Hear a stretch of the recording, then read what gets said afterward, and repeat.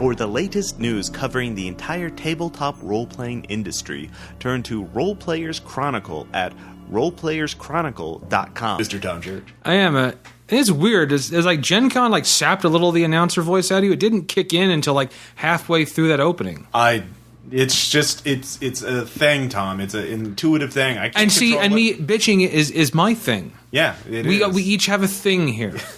Clearly, that's what the listeners want. I mean, things. Is this kind of great rapport that we have, yes, indeed. Because, the big news, of course, is that we won Best Podcast at the Ennies this year. Damn right! At Gencon 2012. So we had, I'll talk more about that later on, about the other nominees. I want to give them all a great shout out. But most importantly, we won. The people have spoken, the listeners have spoken, and we won. I want to thank all the listeners out there that voted for us. It means a lot. We've been doing this for like 5 years now, and it's just very humbling to actually get, an award, accolades and recognition. It's like we do this, at my house, and it's just, I guarantee you we're not going to let it go to our heads or anything. Yes. Even though, Ross has been wearing the medal. Yes. The child-sized medal. Well, the medal itself is fine. It's the ribbon they put it on. I know there's video of it somewhere, but it wouldn't fit around my head. So it was just... I totally blanked on the speech. It was embarrassing, but great at the same time. I don't even know what to say. But you weren't even there, Tom, so you don't even know. You'll just have to use your imagination to figure that out. I have to bring this up. This is about our rapport. Yeah, well, I was off talking with some lively peers about games and things we love. Yes. So forgive me for doing that, Ross. Yes, at the one time you could receive international recognition for all your years of podcasting. But, not that, I'm bitter or anything. You're not. No. You got all the glory. Don't even try to play this. I see. This isn't about you not wanting to stand in front of everybody and be like, hey, I'm Tom, everybody, what's going on? Well, we could have had a kind of a cool Jon Stewart and Stephen Colbert thing going on. Oh, my God, Tom. Jesus, now I wish you had been there. We could have done that. So I could actually... Thank you, godless heathens. Oh, my God. Yeah. You didn't... Oh, see, now, until then, I was like, okay with you. Okay, Ross. Now I'm like... Ross, how about... Okay, we have a video... Give me one of my life scripts. We have a video camera. Yeah. I say we actually film some, A fake award ceremony? No, the various acceptance speeches we could have done. Yeah, I see. Yeah, that's what I think we should do. I see. Okay. All right. Well, I'll have to get a podium or something. But yeah, at some point we'll probably try to do that. At least you can, so you can write. You have to be there, Ross. I already gave an award speech. Or even better, fine. I could have Aaron be there as like and. Yeah, I would have let Aaron come. And playing the part of Ross Payton will be Aaron. Oh, I see how it is. I will give him the instruction. He has to act like you. I see. I don't know if that Aaron has it in him. I don't think he has that. He's got the chops. He's got the chops. I know. Hi, Aaron, who just walked in during recording. How you doing? Hi, internet listeners. So, anyways, clearly this is what the listeners like. So give them what they want. Yeah. The other thing is I've already started posting video. Speaking of the video camera, I went around at Gen Con this year and I asked a bunch of game designers and writers and podcasters what they would do if they had the Oregon Trail video game license, what kind of role-playing game they would make out of that. This was sort of like, ask them all the same questions, see how they would respond. And so I got a bunch of different responses, and I'm going to put those up, hopefully all of them up by the time you hear this episode. Each video is only a couple minutes long. So yeah, it's great. You get Adam Scott Glancy, Kenneth Haidt, Shane Ivey, Dennis Detwiller, so just a bunch of Robin Laws, a bunch of different game designers answering this question, and there are some crazy fucking answers they come up with just off the top of their heads. I mean, because they are crazy people. Yeah, well, clearly, they're insane. Yeah, being a tabletop game designer, you kind of, you trade your sanity for, writing. Yeah. So we also have a lot of content we've recorded, obviously, for Gen Con. We have panels. There'll be a Delta Green panel put up on Unspeakable. Obviously, I did a panel on zombies. Wow. I know, right? What a stretch. With the creator of All Flesh Must Be Eaten, and Kenneth Haidt and Dennis Detwiller. I'm sorry, it was All Flesh Must Be Eaten guys, George... I cannot pronounce the last name. I'm a horrible monster. It's like George Vekanos or something like that. I know, it's a Greek name, but anyways, he's a great guy. I talked to him. And if I had a copy of it, I might give it a try. Yeah, of All Flesh Must Be Eaten? No, or of the guy's last name. Okay. I'll have it up on the website. I have his business card over there, so don't worry about it. But anyways, we got a lot of stuff. Shadows of Esteren game. Scott Glancy did a World War I Cthulhu game. We did it in a conference room. It was very quiet, so it's a perfect recording. No background ambient noise. 6-hour game, by the way. Fucking epic. Yeah, though I think that actual locations... I know we might have probably mentioned it last year, but that location we came to Columbia Club. It bears repeating. Circle. Yes, it's pretty epic. Pretty for the win. So there's a lot of stuff coming. So in this episode, we're going to be going over a lot of this, what we got, what we did. I got a bunch of new games at Gencon, so I will be running these during the fall, and so I'll talk more about that as we go on. Yes, during the fall. So as the Titans are attacking, Ross will be running these games. Yeah, well, December 2012, the end of the world. So hopefully you get to hear Nice Black Agents before the world ends. So I guess that's a bit about it for the news. So why don't we go on with what we did? Yeah, what we actually did. So Tom, first and foremost, I spent a lot of money. You did? Oh yeah. All right. What'd you get? Or what are the highlights of this money spending? Well, first of all, I have to say, getting a new Eclipse Phase book when it first comes out, that's always a very lovely thing. Oh yeah, so I bought Rimward. Yes, I bought 2 copies. I gave Caleb a copy because I'm a nice guy. But didn't he pay you back? Yeah, he did. Yeah, so you didn't really give it; you just bought it for him. I bought it for him, but I still handed it to him. Those are 2 different words. Well, I handed it to him like a gift. It made me feel like a great person. But then he gave you money for it, making it not a gift. That's how that works. For 10 seconds, I had a glorious time. Okay, you got that temporary then karma. Then the monstrous thing came back, and I took money. The whole, But no, it's I've been reading through it. There's it's an Eclipse Phase book, so you get a lot of book for your buck. Yeah, there's a lot of study material for it. It is by Rimward they mean the outer half beyond of the Mars. Yeah, beyond basically the asteroid belt. To Pluto, to all the and way beyond. All the way to the Oort cloud, to the edge of the solar system, to the furthest man-made object in the eclipse phase setting. So they have a whole section about all the satellites they've sent out to the fucking deep space, which is interesting. But they also have big write-ups of the. Have you read the Jovian Republic yet, or the Ultimates? What'd you think? I think that alone is a system worth. You could do a campaign in that alone. Oh yeah, definitely. And Ultimates, they're interesting. I don't know if I'd hang out with them. Yeah. Kind of. A little intense. A little intense. There you go. So this is the same. Obviously, it's the same as the PDF in terms of content. So if you already got the PDF, we're not spoiling anything for you. But the book itself is beautiful. Hardcover, full color. Great artwork. Yeah, great artwork. They also had some print-on-demand versions of their PDFs. I picked up the NPC files for only $10. I saw that. Yeah, that's going to be really useful. So if you're thinking about the quality of the print-on-demand versions, it's fine. So if you don't want to have to flip through a PDF to look at the stats, I would recommend that. So that was your big purchase for Gencon? That was the biggest one. Biggest one? I mean, it was the most expensive book. Then I also picked up... I might as well go ahead and just get this right out here. Yeah. Yes, I bought a Palladium book. And we talked about this, Tom. Yes, I know. I know what's coming out of your mouth now, Ross. I know, because it's like the 3rd time I've told you, but the listeners, it's going to be new. If you haven't heard it, it's new. So when I saw Tom in our hotel room, because we were buying a room to save on cost, it was like, for me, it was looking at a former junkie shooting up again. It was like you've relapsed. Because you have relapsed. No, Ross, and I just totally disagree with you. Because you're in denial. That's exactly Ross, what you saw me buy some smack. In this case, a book. It's only a relapse if I start running it, which I guarantee you is coming. Which is going. No, Ross, I would bet you a great sum of money that it's not coming. Tom, you've been playing this even reading it in the room. You're shooting up alone. No, because you just told me right before we started recording. It's a beautiful setting. You love your falling. I've said that about getting hooked again. I've said that about Palladium for years. That I love their settings. But now it's fresh. It's in your mind. It's in your hand. The temptation is going to. You're going to try and justify it. You're going to be like, I'll run in a different system. It'll be good this time. But no, the awfulness of Palladium transcends transcends systems, Tom. It's a basilisk act for games.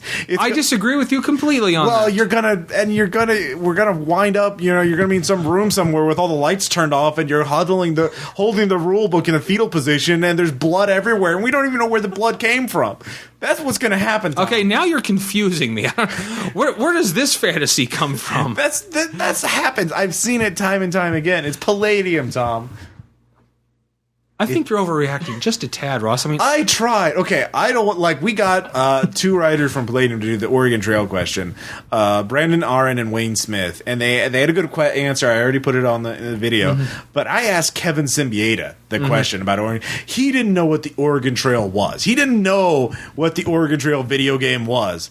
So you have to ask yourself: he's the brains behind Palladium. What kind of man is he that he doesn't know that? Exactly. What else did you buy, Ross?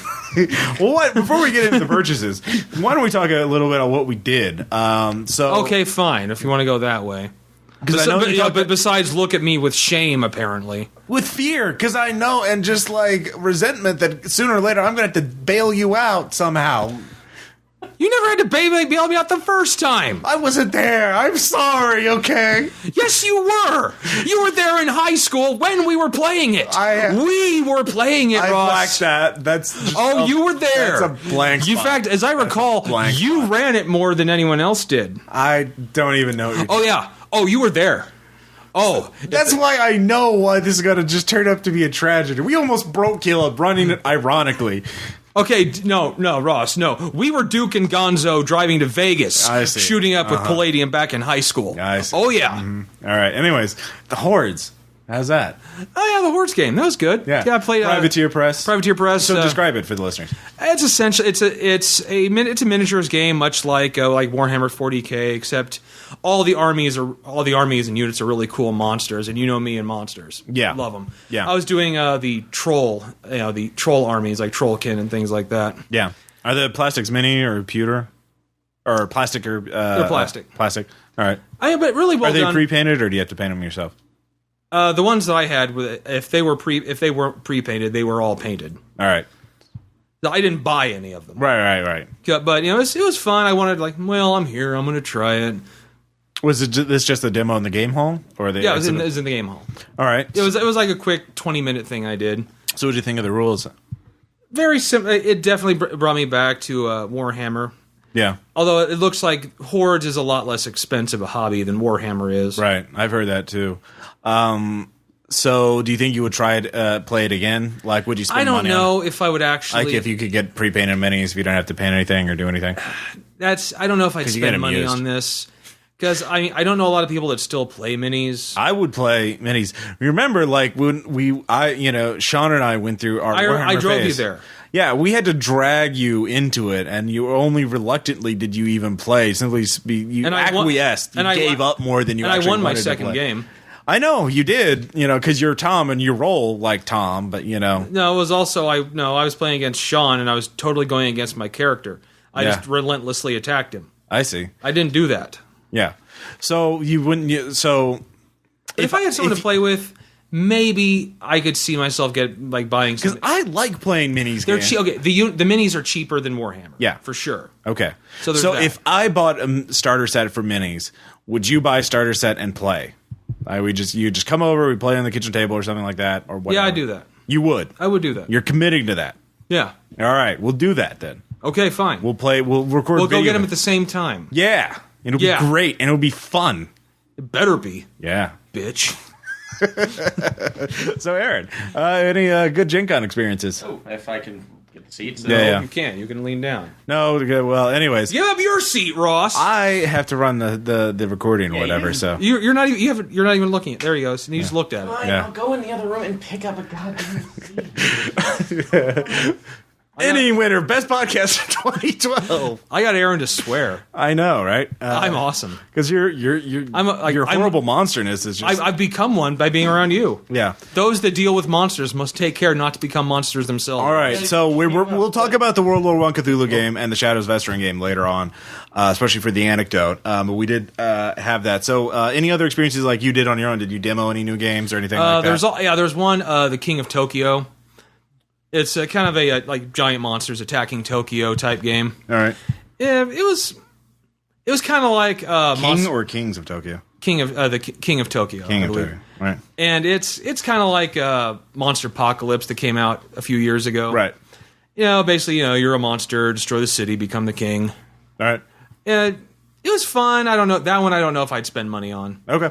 But it was a free demo game, so what the heck? Yeah. All right. So, Aaron, what about you? Any other experiences that you did on your own that were not necessary with the group? So, Yeah, actually, for those listeners who weren't at Gen Con this year, I ended up running 3 games for Arc Dream like I did last year for my GM's badge.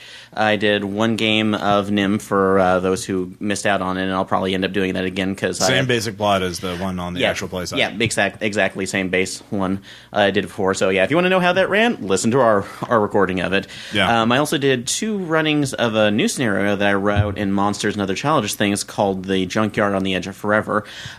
Essentially, it was basically a time travel story where we'll have it on the actual play side. So how did the players go? How did they handle?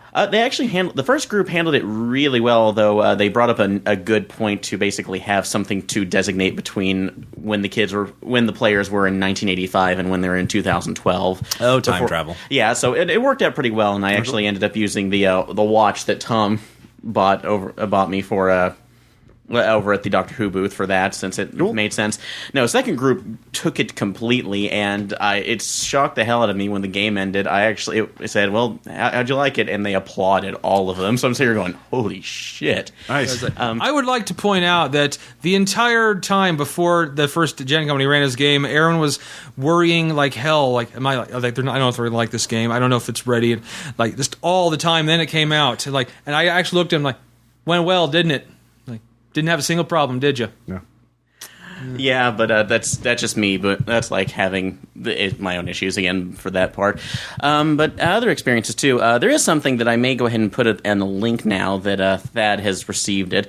While I was there, I ended up running into a gentleman named Nicholas Briggs. For any Doctor Who fans out there, will recognize that as the voice of the Daleks. He was at Gen Con this year at the Who North America booth, and I managed to have him record a small message for Thad now that he's over in China as kind of that's like a gift, your first week in a foreign country gift. Right. So I may go ahead and link that up to the site at some point now that he's seen it and it's all public.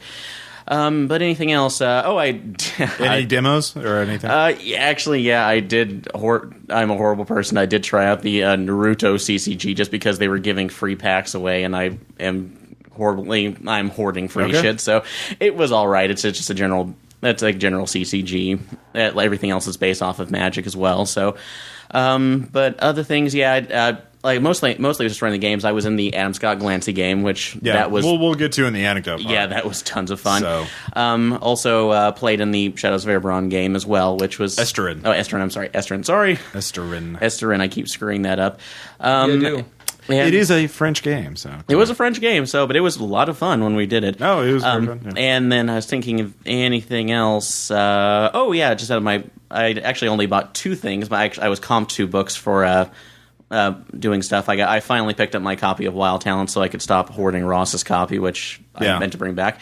And a new game that we should hopefully we'll get to play called Godlike, which I'm really looking forward to. Yeah, I finally picked up. That was the one Arc Dream game I didn't have, and so I finally bought one.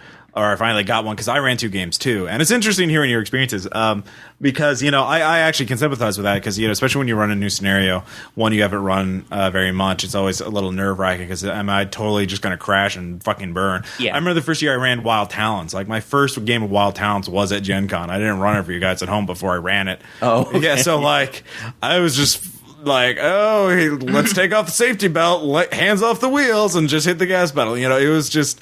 But it worked well. I mean, it was a fortunate accident, I didn't crash and burn. So I understand that kind of anxiety. But this year that's why this year I just ran games I'd run before. And for me, I ran Sucrose Park, obviously from Road Trip, and Cape Cannibals and Other Zombies from Wild Talents, which both are on the actual play side. And both of those scenarios I've run at least 6 times. each one, for mostly at cons. And for me, it's really interesting. I don't think many GMs actually run the same scenario more than once or maybe twice.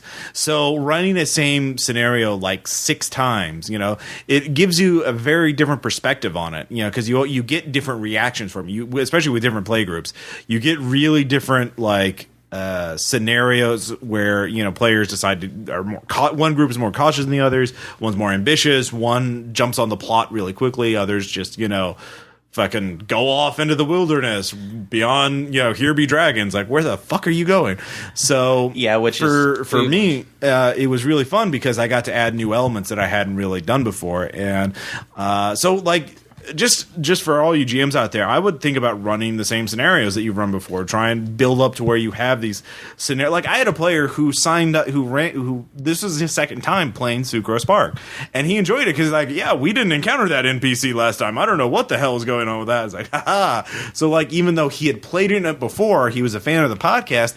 He did not meet that guy that I had put in the book. That's in the book that I just usually don't have the players show up, and now he haha. I'm gonna fuck with you, brain fuckle you with this guy, and I have the rhythm down really well now, and I think it really works as a scenario. So it's for all you GMs out there, it's a valuable learning experience, because then you think about your timing and your pacing for all scenarios once you get that kind of perspective on a single scenario. If that doesn't make sense. Yeah, and considering practice my makes games, perfect, in other words. Yeah, and considering with my games, because originally I came up with the idea of running a more traditional monsters game, because I didn't want to run all 3 NIM games again, because I kind of thought it would make you a little bit of a cheat. But well, again, most of the people aren't going to sign up for the same game twice in the same year. Yeah, you're getting there were 41,000 people at Gen Con this year. I don't think you have to worry about the same 6 showing up every time. Although I am getting repeat customers now for the last 3 years, great. which is great. Which is great. I'm having fun. But no, in the case of NIM, it actually helped out in this case because there was one thing with the if you listen to the actual play, there's an issue with the spirits and Nicodemus contacting the mystic. Yeah. But I realized that the last time I played it, he was going, oh, wait, this is only the mystic hearing this crap. Everybody else is sitting in a room technically going, what the hell's happening? Yeah. So I actually came up with a little other idea saying, it hits the mystics, all the other spirits start stretching out and hit all the players. Now everybody can learn the story. So yeah. Which is a nice thing. You learn new things. You learn how to, delve out information more, how to make fine-tune scenarios or encounters. And anyways, any other highlights of the actual con before we get into what we got, or because I've got a bunch of things. So just if we're going to I'll just get my 2 things that I bought out of the way. I finally bought a copy of Eclipse Phase, which makes a lot of sense now. The main book, yeah. Yeah, the main book, now that No Evil is finished. Don't spoil anything. Bleep. So, yeah. That's finished, but hopefully I'll get to use it again. And Rob, I'm trying to remember his name.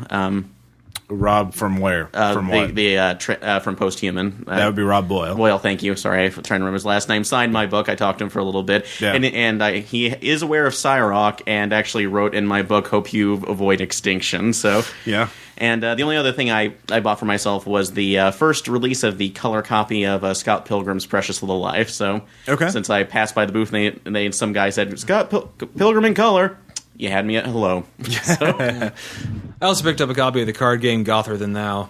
Oh yeah, I think we've run that. I know I've played that at some point. I don't know if you played it or not, but it's definitely a fun game. A fun little. It's not quite. It's not. We didn't play test at all. Play test this at all, but it's definitely fun. Yeah. Have you actually gotten to play it yet? Yeah, I played it once with Sean years ago. Okay, but you haven't played it now recently. No. All right. But it sounds like it was a fun game when I remember. I remember. No, I think I got my copy of Gen Con too. It was cheap. Yeah, I also got a GM screen and a world map for the Shard RPG. Yeah.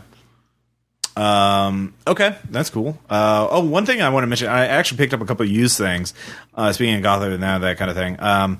There's one thing I always love. I seldom buy things, but the exhibit always has these great deals, like buy one get 3 free. Oh, that place. Yeah, or everything is $5. And so you can get most of it's from the the early 2000s D20 glut.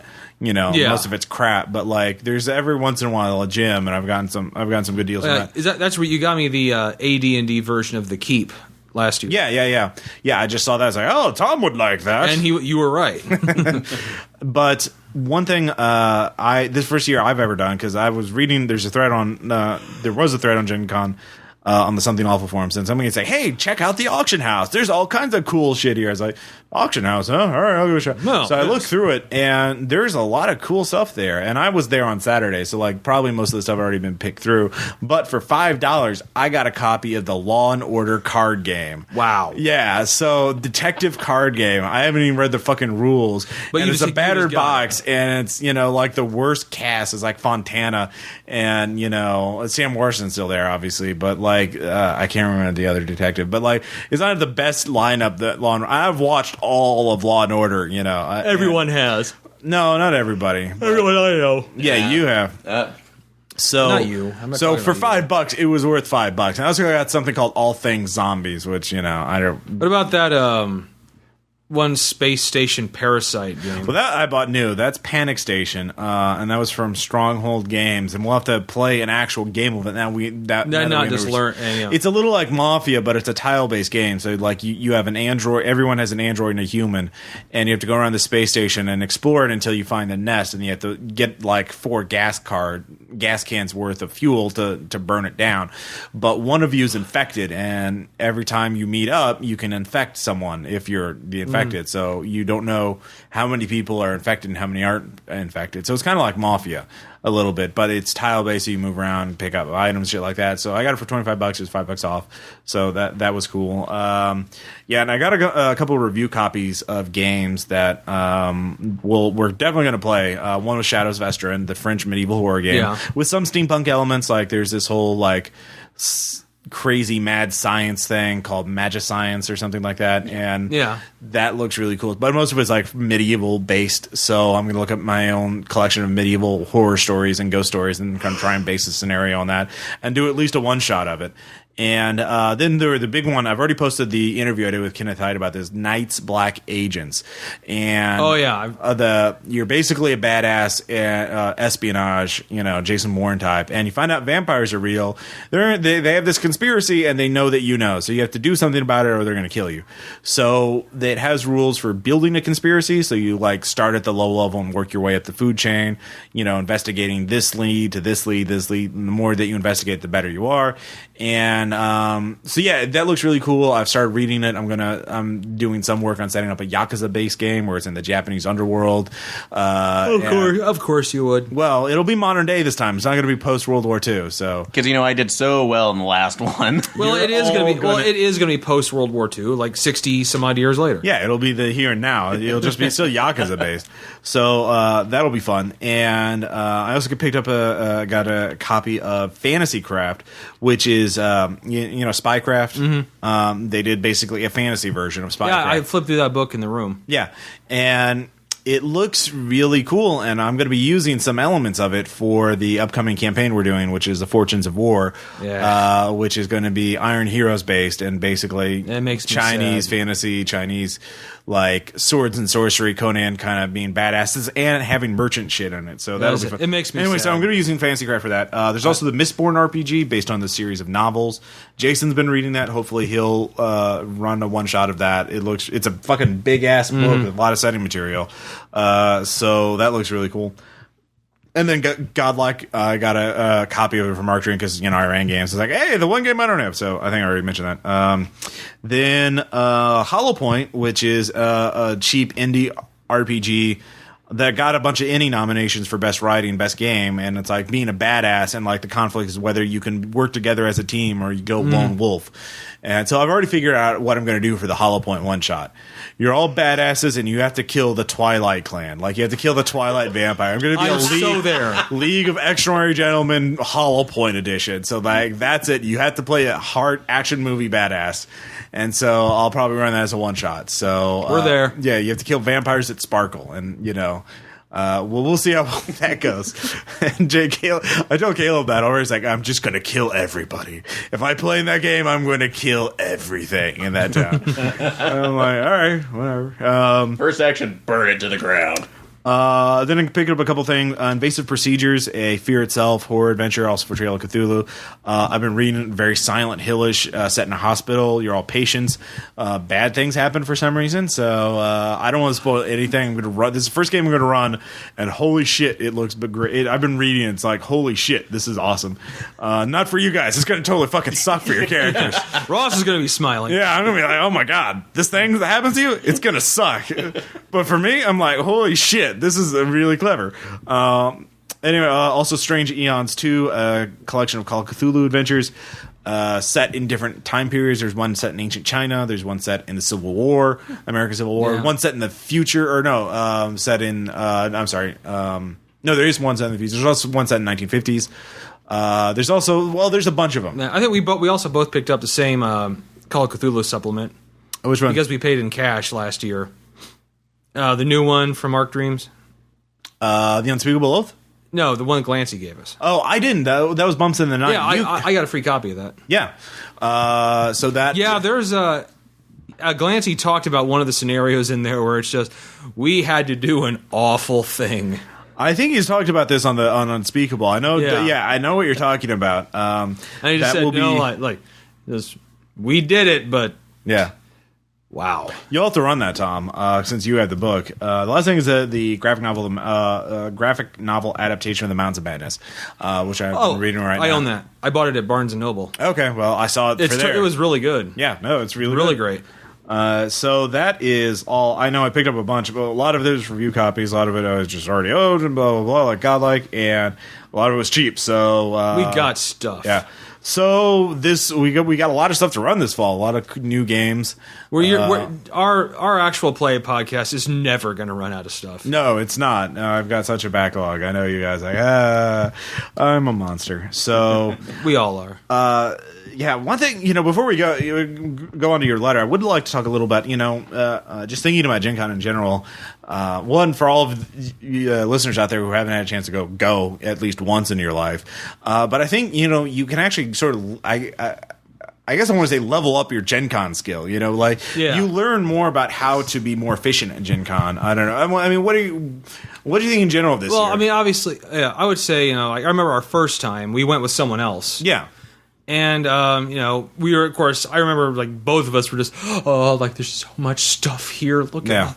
And then the second year, I mean, I think we weren't quite, we're going to make this better. It's just, it was pretty much like, hey, we're going to go in again this year. And we're going to drive down there on our own. Yeah.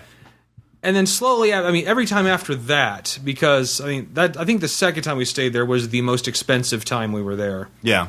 Because we booked a hotel room outside of the con. I mean, same hotel, but it's one of the ones they didn't set aside, so it was jacked up. Yeah. So, yeah, I think, and we're still learning. There's still we were driving back. We barely got out of Indianapolis, and we're like, okay, I think we've all taken some notes. I think we're ready to do this better next year. Yeah. So, any kind of for you, I mean, what is the best thing about Gen Con? I mean, is it? I'm guessing I guess it's for you getting the chance to meet Ian and Violet, the podcast fans. Ian and Violet. I mean, it's not. We've given shout outs to them, but they're great. Yeah, they're so much fun to be around. So it's a social time. Social time. Also, I love traveling, even if it's to a place I've been to before. Right. I mean, just being in Indianapolis was fun. Yeah. And because Indy, they've really opened it up. They've really up actually the convention center. Fun story. Yeah. My parents went on vacation in July, and on the Gulf Coast, and they were there. They met a couple from Indianapolis. Yeah, and it's like, oh yeah, our son goes to this convention. They're like, oh, Gen Con. Store owners downtown Indianapolis love that con. Yeah, because they say they said they had some friends who have a restaurant downtown. They say that during that time. That's pretty much when they get in the black. Yeah. I can believe it, especially this year. I mean, one thing I would like to mention, I'd like to give a shout out to would be the food trucks. I only got to try one this year, but they all smelled delicious. They're right outside the convention center. You got to try shawarma, didn't you? Well, that wasn't at a food truck. That was at an actual restaurant. It was called Alibaba's, and it's only a couple blocks away from the convention center. It's right. The Capitol building, mm-hmm. It's directly east of it. There's this street right in the middle of the anyways. So Alibaba's, Jason and I had shawarma that was good. But there's also these food trucks, and these food trucks have like gourmet mac and cheese and like a bunch of other things. I had like there's a Cajun place or Southern food, and I had a catfish po' boy that was really good with some coleslaw, and it was just a good light fast meal. So and I gotta mention, of course, the Noodle Company, which has become one of our favorite places. Yeah, I wish noodle companies were here in Springfield. Oh my God, yeah. Oh my God, Jesus. Anyway. It's so fucking good. So Aaron, what about you? Actually, talking with in the same light with Tom too. Yeah, the social aspect of it, particularly just with the RPPR listeners who come to the meetup too. Because we've because a couple of the other two that I almost talk to constantly now on the forums, Tad and Amish Ninja, they're almost kind of preset in my games too. Amish actually managed to get into my last game that I ran, which I was really happy about because, apparently the benefit of running the daytime games is that like about the third day, people are so inundated with other things that there's a good chance that some people may not show up. And I had 3 open slots, which 4 people came in and said, "Hey, can we come in?" Sure, it worked, which worked out pretty well. But of course, seeing Ian and Violet, which is always fun to hang out with them as well. Also getting to talk to the developers, too, because talking to Glancy was so much fun describing It always is. Oh, yes, talking about the scenario, because I gave him the rundown of both of Nim again, because he asked about that, but also the new game. And I love his comment was that, Aaron, apparently you're the nicest player in the world. But when somebody gives you a little bit of power, you become a vengeful god. Which I responded, I didn't think it was that bad. You put them in a war zone. Okay. A little bit, yeah. And of course the vendors too, which if I can actually give any advice on that is that, the first year you're going to be overwhelmed if you go into the dealer room just to see what it is there. But every year after that, the people who are coming back almost on a yearly basis, so you can actually kind of streamline your process. And then to go to those specific booths, like get over to Arc Dream, go over to, for me, the Doctor Who booth, Post-Human, and then you can spread around a little bit and say, hey, this catches your eye, talk to them for a little bit, or do the other thing like I said, I tested out the Naruto CCG because I was bored and I had time to kill before one of my games, so I said, you know what, might as well. See, this was the first year where I really felt like I didn't have any much downtime, like I didn't have much wasted time. I had just enough to eat, and change back, so I didn't carry, like, I was, like I had the video camera, the audio recorder, I'd go, record something, then drop that off in the room, go grab my game stuff to go run a game. And so I was really lucky that my schedule worked out so well. But I would you brought up the RPPR meetup, and that was definitely a highlight of the meeting, of the thing. We all played Killsplosion. Playtest Killsplosion, and got some good feedback on it. And we did play it in a very noisy place. I had to leave halfway through for a meeting. Freelance writer thing. But actually, I want to say, I used that to my advantage. I had one of the most fun moments. Yeah. Is then we broke up essentially into 2 groups. One group finished the Killsplosion game. Yeah. Then Ian and Violet took another group to the side, and we played the Laundry. Yeah. And I will say, I love that setting. Laundry. You need to read the novels. Well, I will, but the way one thing Ian told me is, all right, and he says, one thing I know you will love. This is the game where you can get the closest you can to being allowed to play a ghoul and actually have it work in a Call of Cthulhu game. And I said, that is a really good thing to tell me. Yeah, it is. Because I love that in the Laundry, there's human resources and they have inhuman resources. They actually have a department for hiring non-human creatures. Right. So it's... So how did well, we can talk about it in the anecdote, but the scenario worked out pretty well? Yeah, it was a simple scenario. It was essentially chasing down some rogue agents that, as it had turned out, were doing some unauthorized magic and managed to snatch 3 time-traveling Yithians out of their journey and have them possess their bodies. So, essentially, 3 badass agents were now possessed by Yithians. Whoops! And we're trying to get out. And Ian had them where, as the Yithians inhabited them, they could also use their skills as super spies. So essentially, we had a Jason Bourne agent who had a Yithian inside of him. Nice. The thing is, we actually negotiated with them. Nice. After a really long, drawn out battle sequence. Nice. So it's I love that. I love that magic is mathematics. Right. And instead of spell books, you have computer devices. Computer devices. Yeah. The Killsplosion game. After I've designed Killsplosion, I didn't intend it to be as complex as it was, but it is what it is. You kind of have to make a certain degree of complexity to make a PvP game. Especially, and you need to be able to hear what the other players are doing. Yeah, that was the thing. We chose a noisy location. We won't make that mistake again next year. Other than the request, I'm gonna go kill Aaron this time. Yeah, everyone did kind of dogpile on you right at the beginning, which I thought was pretty hilarious. I kept dodging them. So. Yeah, no, it worked out pretty well. I like to thank the Hyatt for having a cool mezzanine. Yeah. Nothing else, mind you, but their mezzanine is so perfect for gaming. It's like they designed it that way. Yeah, it is a nice atmosphere with there, plenty of cheap. I mean, especially that pizza place that's open in that lobby like all night. Yeah, because I guess they figured out. There's a lot of gaming nerds out there at 3 a.m. wanting food. Yeah. And there were so many. And I was just walking by the mezzanine, looking in the trash cans. Yeah. And there were just like hundreds and hundreds of those pizza boxes. Yeah. Yeah. It is pretty good, convenient food to have. Late night gaming with cheap, bad food and good company. That is gaming. Yeah, that is what it is. Yeah. Good company, bad food. So that good is, company, cheap, bad food. That is. So this was our best Gen Con yet. They'll only be on top by next year, obviously. And they keep getting better. They keep getting better. So in the next, so I guess in any final words or anything about Gen Con this year? No. Enjoy Gen Con 2012. Yeah, it might be. Well, even last. if you don't get to go, you're going to get a lot of good stuff from us. So next up, we have a letter from Tom. We do, and then we will have shout outs where I will talk about the other nominees because they all deserve a shout out. They're all really great podcasts for best podcast, and a few other things. And of course, we have anecdotes where we will talk about some of Aaron's luck at Gen Con. Aaron's adventures. So 2012 has come and gone.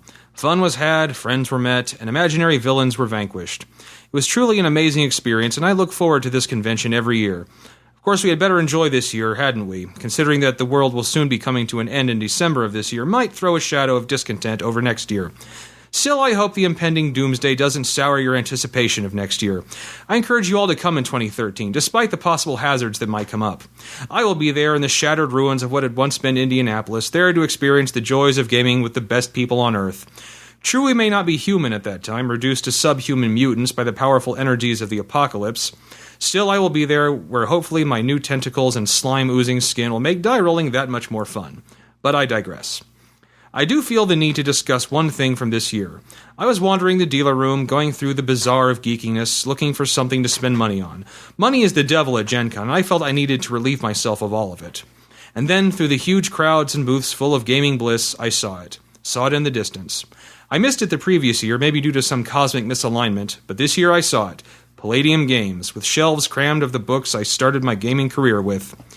Anyone who has been a regular listener will know of my early gaming career, and Palladium's part of that. We were an unstoppable dynamo of fun and adventure for so many years. But then the awkward college years came, and where I grew up, Palladium didn't. It continued down a destructive path of lethargy and addiction to a bad system that I just couldn't follow. I tearfully cut ties with Palladium almost a decade ago, never thinking I would see them again. Oh, sure, we played 2 or 3 Palladium games in RPPR, but those were for nostalgia, remembering the old days. So imagine my surprise when I saw them there in all their old glory. And to my surprise and delight, they looked pretty good. Not like the good old days, but good. There was a lot of new content for all their game settings. They had even gotten some new artists, and the art was very nice. Kevin Sembieta himself was there, and I got to swap a few words with him. Just chit-chat about how I started my young gaming career decades ago with TMNT and other strangeness. I even bought a new Nightbane book for them, autographed by the author. And while the artwork and writing was much improved, it was still the same old Palladium system. It was like running into somebody you knew from your past, someone you used to have a lot of fun with, but then things changed. It became impossible to hang out anymore, and you left tearfully and with regret. And then years later, you see them again. They still do the thing you couldn't put up with, but they have cleaned themselves up quite a bit. It's like they were an alcoholic earlier in life and used to violently throw up and stank out like a sewer. Years later, they still drink, even getting a bit like you remember. But they don't throw up, they bathe, and their clothes are clean. It makes you glad to see they're doing well, but still with no desire to hang out again. That is what it is with me and Palladium Games. I am glad to see they are doing okay. They still have that place in my heart of being my first game, and it always will.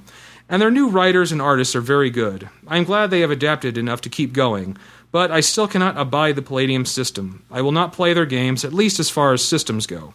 But I do not rule out running some of their brilliant settings in other systems. I'm glad to see you are doing well, Palladium. I can't hang out with you, but I will always have you in my heart. I wish you good luck with any future plans. Sincerely, Tom Church, Palladium player from 1987 to 2003. So, yeah, you said you'd run the settings in your letter. So, I did. Yeah, so that's the first step. You're going to, run it. Ross, until the day comes, I actually make you make Palladium characters for a serious game. I don't think we have to worry. Okay. All right. I think just as a token, we really should get like a hypodermic needle and just have Palladium printed across it so Tom can put it near him somewhere at any given point, just to visualize. What are you talking about? You don't take Palladium through injection. You take it anally. All right, this metaphor is getting a little blurred. So, anyways, let's talk about the shout-outs. I would like to give my shout-outs are going to be for the 4 other nominees for Best Podcast. I was curious about all of them. I think I met some of them at the awards ceremony. They were kind enough to invite me to sit with them, and I can't remember who did. They all were very polite, and I listened to all of them, and I think that they're all really good podcasts. I mean, they're all really well made, and I was really impressed by a lot of them. So I just want to go describe each one. I just listened to the latest episode of each one. So the first one I listened to was Law of the Geek, and it is 2 lawyers who talk about legal issues related to geekdom and fandom. Okay. So they talked about, how fan fiction, the copyright status of fan fiction versus the original thing. Like, could there be an infringement lawsuit for 50 Shades of Grey versus Twilight, Mm-hmm. And the episode I listened to was catching up on old issues, or old topics. So it was interesting to get sort of a broad, some of these issues I'd heard in broadly, but these are people who know what they're talking about, and it's a good, very well done, very well. The podcasts have good rapport with each other, and it was very interesting. So if I would recommend at least go into the website and scanning through episodes, see if there's a topic that you're interested in, and give it a listen, because it's a very focused podcast. Obviously, right. Legal issues and geekdom, Law of the Geek. So that either you'll be really interested in it or you won't, really. So I don't know. I thought it was really cool. The next one was Haste, which is they were the second place winner. This is the podcast of the Obsidian Portal, which is the campaign keeping website software. So they have their own podcast. It's a shorter podcast, only 15-20 minutes long, and they do kind of a broad thing where they talk about things related to Obsidian Portal. They had Gencon tips. They had every episode they get somebody from Twitter to ask them a question. This one was kind of a humor saying what do you do with a drunk sailor in the morning? So they had a couple kill him and loot his body, I think was one of the answers, which is obvious. What else would you do? Well, if he has a cool pirate voice, you make him talk for you constantly. Okay, as we did with you, Ross. Of course, yeah, that's true. There's a thieves guild up in the mountains. Let's ask the pirate for his advice. God damn it. that is, yeah. I've noticed that when you guys do that. It's your fault for doing a cool voice. I know. I shouldn't do that again. So the next one was Genosodes. It's obviously a podcast from a woman named Jenny, and she interviews people each episode. And the only thing criticisms I have is her website doesn't have a whole lot of information about her the podcast. There's just episode 120. She's already 120 episodes. She does it every week. We're lucky if we do one a month because we're lazy assholes. Monsters. Yeah, but she has she interviews people who are game designers. She asked. And she has a good style, and it's very look through the guests, see if you're interested in any of them, give them a listen, give her a listen. It's a very well made podcast. Cool. It was very enjoyable. So and finally, Iron GM. Do you know what Iron GM is? The Iron GM competition. Have you heard of this? Do you? I think I've heard about it. You've heard about it. What do you know about it? You just heard the name? I just heard the name. Okay. I didn't know what your frame of reference was. So the Iron GM competition is basically something to do at various cons. They have one at Gencon, obviously, where they basically try to see who's the best GM. And what they do in order to do this is like they give you a bunch of random elements. You have to make a scenario for it, and then you run it for random players. And then the players rate you, and whoever gets the best rating and the best scenario write-up wins, is my understanding of it. I don't have like, I mean, I didn't spend a whole, so that's the basic idea. Chairman Kaga better announce it. You would think. And there's a lot of prizes involved. Like last year, I gave some copies of Zombies of the World away as a prize. And it's, a very I am the best GM kind of thing. So it sounds like something that I would have a hard time with because it's based on how the players rate. You have random players. So if you get, so the guy they interviewed was someone who was a finalist or a winner, I think, and he basically talked about his difficulties, like his normal style versus how he had to do it for the con. He's like, I do long campaigns that are like 2 to 3 years long, and I'm like, wow, that's impressive. But like, you know everything. My players know everything. They'll know about the culinary habits of the people in this region, shit like that. Like, holy shit. Damn, dude, that is complex. That is detailed. And like, I had to run a game for 12-year-olds, and like, so I put in fart jokes, and it worked. Like it was different. It was hard. Like, and I could see that they had really good advice, like doing like shifting styles from like doing a really detailed, complex campaign versus a one shot for like bored 14-year-olds. Yeah, that would be pretty fucking. That's a pretty like big shift. So it's a very very focused thing, talking about the competition, who wins, how to, advice for it, that kind of thing. And so again, very focused style, very focused subject matter. But again, very well done. All the podcasts were very professional, and they actually in some ways are more professional than RPPR because like they all had a dedicated music sting at the beginning. Like they had their own custom made like Iron GM, like I can't even remember what the music is. I'm blanking, but it was something like a musician had set down like, I will make a musical sting that they can play at the beginning of each episode, as opposed to what I do, which is like take a bit of random pod save music, but like that has the same word in the title that we're talking about, like it talking role playing public radio. Yeah, we don't do anything like that. We don't have that, so like we're less professional than they are in some ways. Like we don't have that, but we're all monsters. We are monsters. I mean, like for this episode, I'm going to play the music from The Room because that's the song they played when I went out to get my award. So because I'm a monster, but you brought Tommy Wiseau. They're all worthy things. They all could have won. They would have all been fine winners. I hope them all the best, and that kind of thing. So yeah, we did win gold, so we were happy. We were very happy, obviously. But I hope next year they win. I don't think I'll be entering RPPR next year because we already won, and it's kind of a no-win, like a lose-lose scenario. Like we already won this year, so like if we enter next year and we don't win, then that's embarrassing. And if we win, we'll just be that asshole. Like, oh yes. God, give me Ross, all the medals, just think about it. We might turn into Pathfinder. Goddamn Pathfinder. Pathfinder's kind of like the Lord of the Rings of the Oscars. Yeah, it's like give them all the awards. I'd like to thank Pathfinder for not being nominated for this. Yeah, exactly. Yeah, okay. So for those of you who don't remember, last year I was also nominated for Ennie for Best Adventure for Road Trip, and of course Pathfinder was nominated for that. So I stayed through the award ceremony for that. And literally, Pathfinder won every fucking thing it was nominated for. I think I don't think they won everything they were nominated for this year, but it was close. But it was like most of them. I actually left. The Pathfinder booth was huge. Yeah, well, of course it is. I mean, it's a big game. It's very popular. There's a very dedicated fan base for it, and they deserve all the success they get. I wish them all the best. But like, they don't need Best Adventure. I need Best Adventure. I'm a horrible monster. Give me Best Adventure. I'm sorry. You were for podcasts. I'll be gracious, but like for the one I don't. Sorry, Ross. You were a puppy up against Godzilla. Yeah, basically. Their fan base is much larger.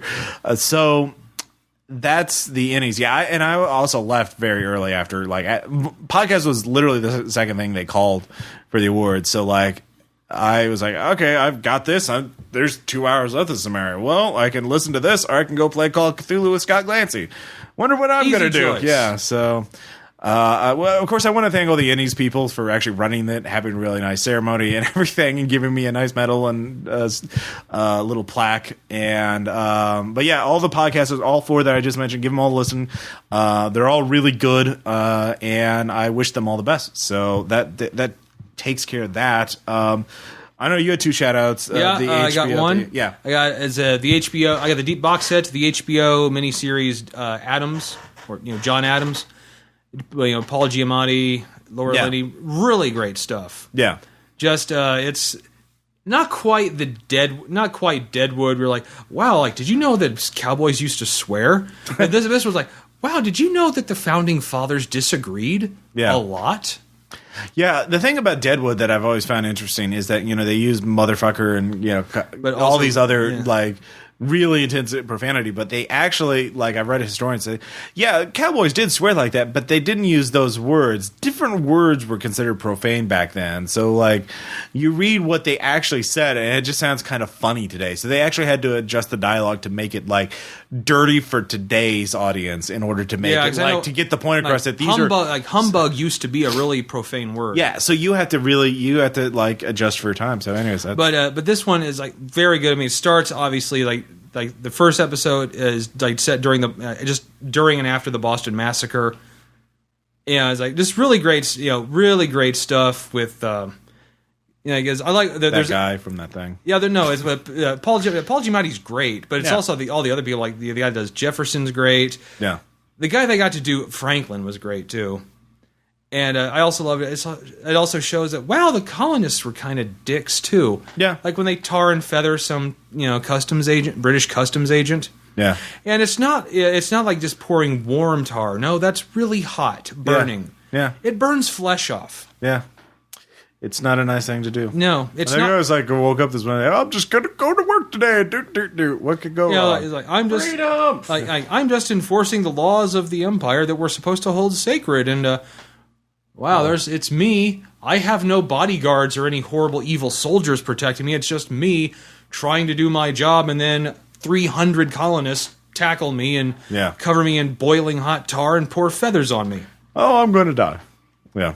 So, finally, I would like to mention something we listened to. I mentioned this back in March, but we finally got around to listening to this. This is called Claiborne.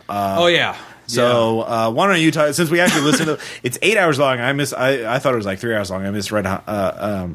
We started shortly after Terre Haute on the way. Yeah, back. we listened to about 2.5 hours of it to episode 33 out of 96. So about a third of the way through. So why don't you talk about? Well, of course, it's kind of like a radio drama. It is a radio drama from Radio New Zealand. Yeah, like those broadcasting fees. Yeah, and.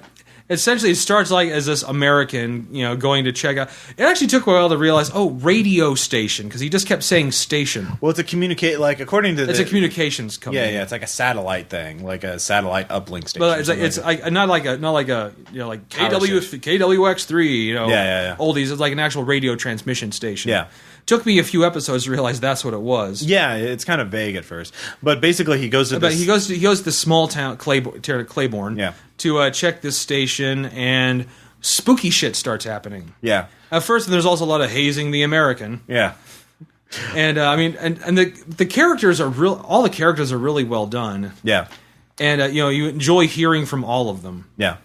There's the Maori tribesman, the uncle, and then his nephew, and they have a really interesting kind of like tense relationship. They're like the mayor of the town, who's also the richest guy in town. Yeah, he owns the station. Yeah, he wants to do this like Maori world. Yeah. And the nephew wants to do it because like it's going to be it's showing our cultural heritage, and the uncle's like they're just like he wants to parade you in front of tourists to make money. Yeah, no, there's a lot to it. We've sort of gotten into the thick of the plot, but we haven't like. And there's a lot of like New Zealand like culture and tribal customs that are really they cool. talk about the Maori customs. Like they have a big they welcome the American meal, I guess. I don't know, like a picnic kind of thing. Yeah, but it's basically they're accepting the American as a welcome guest. Yeah, exactly. And there's some Twin Peaks shit going on in there. Some kind of lost shit, like weird. But like, and there's also like 12 different small plot lines going on at the same time. Yeah. And it's the best part, like I'll link to it again, it's on archive.org. It's totally free. You can download all 8 hours of it. as just MP3s and just listen to it on whatever. It's each episode. The only annoying thing is each episode is like 5-6 minutes long, and so they have the intro and outro for each episode. But then So if you're playing it, you can just fast forward. yeah, you can just skip the outro. Then the music is very Twin Peaks. Yeah, the music is very Twin Peaks. So it's if you like radio dramas, like Claiborne is great. It won some awards. Yeah, And- though the thing is, it's funny. I actually think the guy that got to do the Americans just a New Zealander doing an American accent. Oh, yeah, no, he sounds like Ray Romano. oh yeah, no, you could totally tell that doesn't sound exactly like an American. Yeah. But I love that's what we're judging. It's like I don't think that guy's American. Yeah, no, he totally isn't.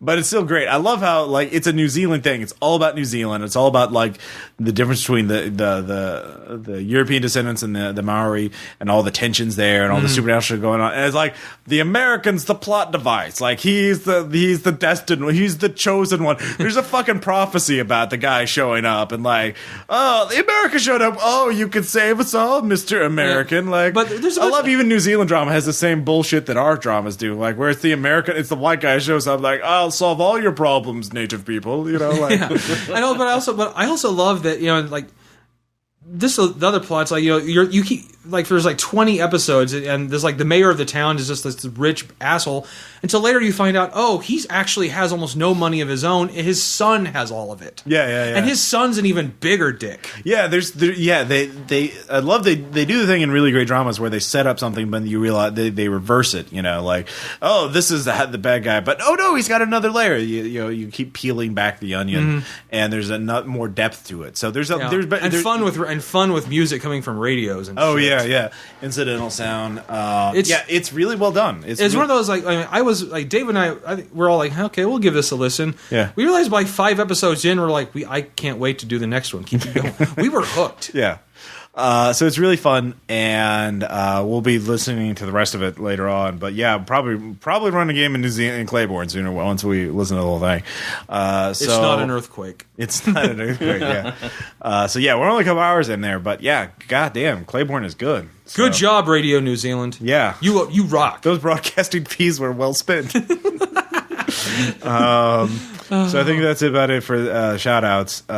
So finally, we have the anecdotes and Aaron's adventures at Gen Con. So it's like Aaron Adventure Time. It's Aaron Adventure Time. Yes, it is. We'll Does that make you Jake, Tom? Yes. Yeah, pretty much. I'm the Shoggoth dog. So what we'll have there were 2 games. First off, was a Call of Cthulhu game. Or no, the Call of Cthulhu game was first. Sky Glancy Games. We won't spoil the whole thing, but, we have the whole recording. We'll be posting it soon. It was World War I in Belgium. We were civilians investigating a murder. Ledsman, or I think that's where we're at. Louvain. Okay, sorry. Yeah, sorry. Yeah, Louvain. Ledsman is in Portugal. Portugal, sorry, yeah. Yeah. Yeah, geography, not me. Yeah, obviously. Jesus. So basically, why don't you talk? I don't know. I don't want to spoil things, but there's just the way your character. I know it's hard to describe. In it's this basically case. Well, you got yourself separated from the rest of the party, and you got to reveal what the supernatural element of the game was. Yeah, I managed to actually. What was your intention? You were just pursuing the bad guy or the person. What were you thinking at that point? Well, at this point in time, because we had gotten into what was it? It was almost hour 6 of the game. Yeah, it was a 6-hour game. It was a 6-hour one. I can should I even just reveal the character I was playing, or should we? Yeah, reveal the character. All right, because we were all basically explorers we are all investigators in Belgium. Part of the game that was investigation was the murder of a priest. Yeah. So my character was a Dutch reporter, one of the few female Dutch reporters at the time, who was very well renowned for her work. But of course, she's a female, therefore she is kind of ostracized for that. Unfortunately, 1915. Yeah, 1915. So, but. Long and short of it, without revealing too much, we had tracked down the main supernatural threat. We had confronted it at its house. And while the other players were basically strolling through the house looking for items, which I probably should have been doing since I had rifle skills but no gun, I decided, you know what? Fuck it, I'm going to act as my normal role as Canary in the Mine Shaft, which Adam Scott Glancy had yet to see me do. Yeah, so, this is true. Yeah. So I ended up going into it that into the opposite room confronting this person, and through a couple of missteps, including managing to blind her with a flash powder that I had thrown in the air. Yeah. She ended up escaping into a basement and trying to go through a secret entrance that was being opened. I tried to ram her into the wall, and of course I pulled a me and critically botched, which meant I fell down a flight of stairs, broke my leg. Once said entity came after me, she threw a knife, hit my other leg by a random happenstance. And that was all she wrote. Yeah, that was all she wrote. We'll just have to listen to the other one. But the other one, I don't think we really need to care about so much about spoiler because that was the Shadows of Estrin. So we wake up in this really horrible place, this underground dungeon type place, and we're under attack already. We don't know how we got there. We don't remember anything. Yeah, we don't remember know our names. We have our our skills, but that's about it. Yeah, we know each other kind of, sort of. We kind of know the people that were attacking us, but so it's really fucking weird. We don't. So we get out of attack. We run away basically, and we're trying to escape this place. And we come into this giant. We eventually come in after many weird things. We come into this giant room with all these giant vats in it. It's like this big industrial processing place. Yeah, it was part of. And what happened was one guy. There were 6 of us playing.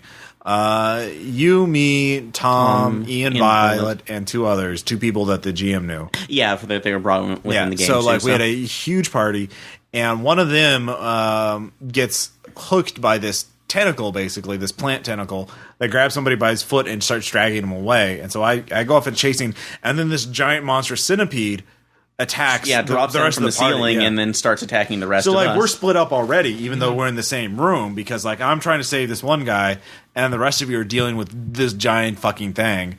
And so we're fighting. There's this horrible combat, and then talk about your character and your critical success. Yeah, your critical hit is the the first thing I loved about this character was that looking at his skill sheets, they had them split up a little bit differently than normal D&D. It was like creativity. That's like other skill sets and whatnot. It was interesting, which is one of the things I like. But the way it was set up, he was pretty damn strong, but he wasn't that great at fighting. But he was very poetic. So I somehow came up with Conan the Barbarian, the warrior poet, which I ended up using a little bit. But when we were doing the fight against the centipede, of course, I had already kind of used the one fire trick that I had done earlier, so it was basically slash at it with my claymore, just keep going at it. I had no other real choice because I couldn't get around it, so we just kept going. And finally, I managed to hit 2 critical successes, cleaving it in twain. It split apart, and it's at that point that our intrepid GM decided to tell us that it suddenly gave birth to hundreds of children as basically miniature giant centipedes come rushing at us. That's what I love. And we're sitting here going like, fuck me, what are you expecting? I love it because you get a critical hit, and mechanically it's no different than a critical fumble for most players. I know. Like, you made it worse by doing better. I know. It was so great. And, I get a critical fumble. I get attacked by another tentacle thing after hacking off the first one, saving the guy, and I get pulled up into this giant barnacle thing that just eats my character in one hit. Oh no, it was basically Audrey 2 from Little Shop of No, I was hanging Horrors. from the ceiling. It's like a barnacle from It was a Half-Life barnacle. 2. Okay, I thought it was just a plant. It's a plant barnacle, okay. but it was hanging from the ceiling, pulling things up with its tentacles. No, it was just completely ridiculous. Yeah. Mandibles tore me in half. Yeah, so it was pretty. Intestines squirting out and everything. No, you used your luck points to certain. Well, still, but I was like one more. I was still trapped. Yeah. So it was pretty bad. And this was this was like 2 hours into the game, or 2 or 3, and then of course we find out, hey, this was a dream sequence. This is the first part of it. Yeah, it was a midnight, and we didn't play through the rest of the scenario, which is Because we had to drive back the next day. Well, Ian and Violet had a flight at 6. If we could have just slept in, it wouldn't have been that big of a deal because, we could have gotten up at 8 or 10 or whatever. But Ian and Violet had to get up at 6, so playing until 3 would not be really cool with them.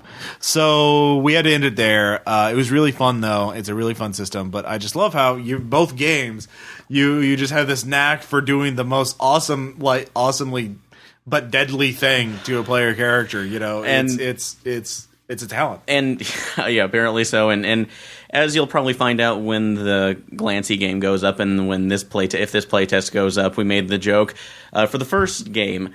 When I fail, I succeed. Yeah. And the second game, when I succeed, I fail. Yeah, So, pretty much. It was great. It was an interesting one, and yeah, Glancy. That was he almost.